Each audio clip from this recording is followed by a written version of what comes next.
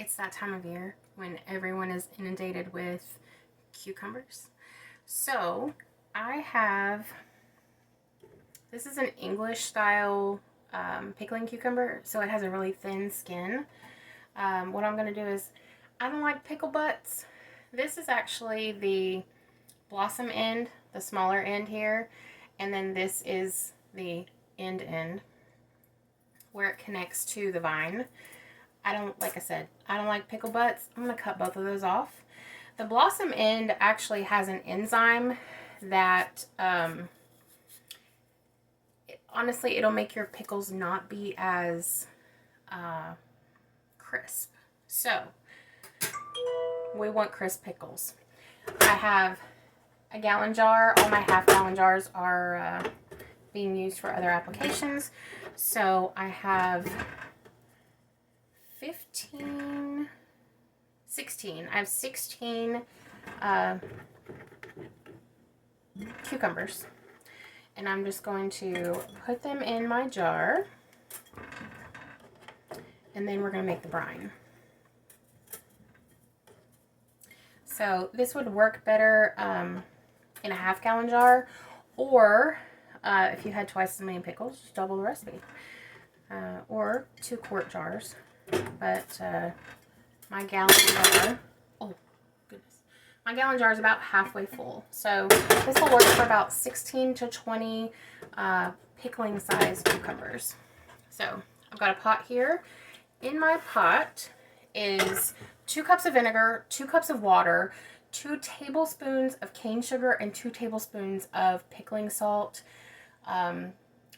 canning salt, or in a pinch you can use kosher salt if it's finely ground. So I'm going to turn this on medium-high, and to my jar I'm going to add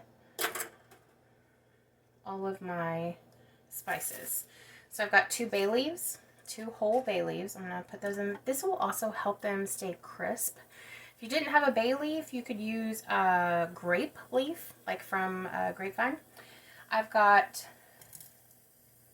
the recipe calls for 8. I've actually got 9 whole cloves of garlic. Not head, a clove. 2 of mine were pretty small, so I just made it 9. I also have a teaspoon of whole peppercorns. You can, if you have black peppercorns, if you have white or pink, whatever you have, use that. With that, I also have a tablespoon and a half of dried dill. I didn't grow fresh dill this year, and there was none in the grocery store when I went today. So we're going to use dried dill. If you were using whole, like, what is it called?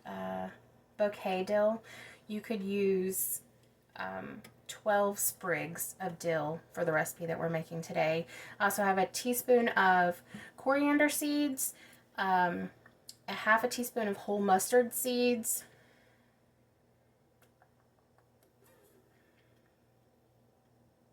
trying to make sure I didn't forget anything. Dill, mustard, coriander, peppercorns, garlic. This is boiling over here.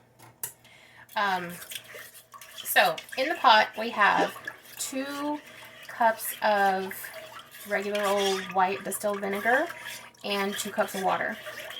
Also, I have 2 tablespoons of the pickling salt, canning salt, kosher salt, whatever you have. I wouldn't use table salt. Table salt has like anti-caking agents, and it can change the color and the texture of your pickles. And I wouldn't use a Redmond's real salt for this, because the minerals can also change. A sea salt is the same. The minerals that are in there can actually change the texture of your pickle. So stick to kosher salt as long as it's 100% kosher salt and doesn't have anti-caking agents, because it changes everything. So kosher canning or pickling salt, and we're gonna not really, like just barely bring it to a boil. We don't need it to come to a hard boil. We just want it to warm up all the way through and dissolve all the sugar and the salt in the brine. So we're gonna get, I think I've got all my sugar dissolved now. So I'm just gonna wait for that to come up to a boil. We're gonna add it to our pickles and we're gonna let these sit minimum of 2 weeks in the fridge. They'll last, I don't know. I've never had them last, like we've always ate them within 3 months. So I'll be making some more before that's over. But I've heard people say that they eat them 6 to 9 months. They just never last that long in our fridge. So I'll be back in just a minute when we pour in our brine. We'll sit them in the fridge and then I'll be back in 2 weeks. Okay, so our water has cooled down a little bit, so I'm not afraid to put it in my glass jar. I do have a canning funnel. It's not necessary if you have steady hands. I don't. So you can see down there is all of our seasonings.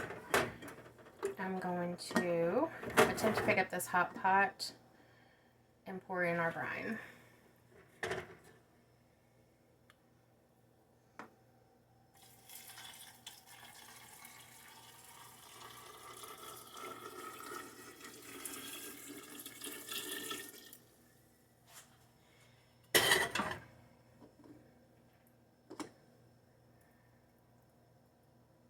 Oh yeah, this looks so good.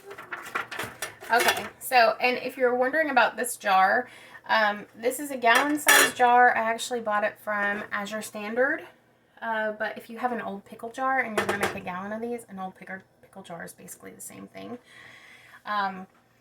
Azure used to sell these lug lids to go on these jars. They no longer stock them, but you can find them. I bought them on Etsy. They're pretty expensive. Luckily, I still had some of mine from when I bought them originally a few years ago. But if you need lug lids, and you may be able to find them on eBay too, but I found these on Etsy. But what I'm going to do is I'm going to put on my lid. And make sure everything is good and mixed up. This is still a little bit warm, so once it cools down, I'm going to put it in the fridge in the very back. And I'm going to try my best not to touch it for 2 weeks. And we'll come back in 2 weeks and try them out. Okay, so it is currently August the 1st.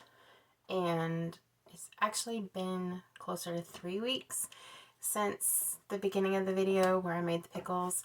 Please excuse the way that I look. Please excuse that this is the orientation of the video. I started it this way thinking it would be a short.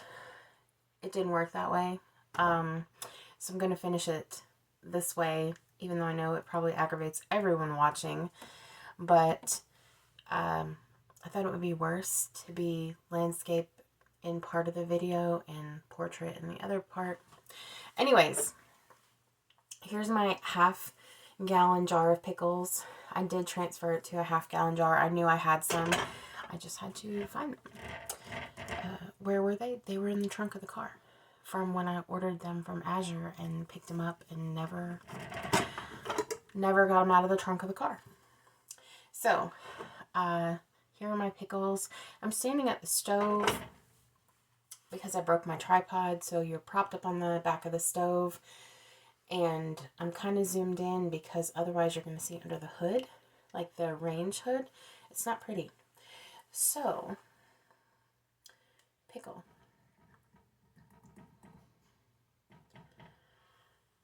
Does have some dill fragments on it. I did knock the peppercorns off that stuck to it down in the jar. But let's see if we can. Pretty crunchy. That is good.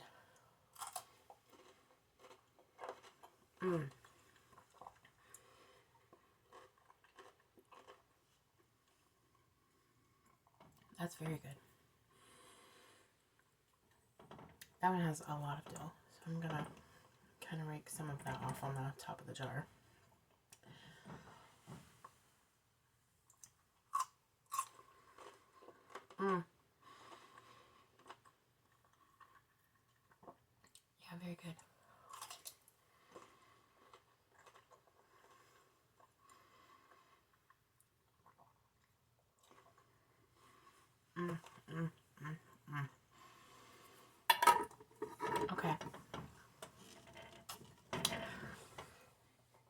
so I don't stand here in the kitchen and eat the whole half-gallon jar of pickles. Today is August the 1st. For the last 5 or 6 years, well, 4 or 5 years. Let's go back to 4 or 5 years. I said I was going to participate in the Everything Counts challenge. Every bit counts.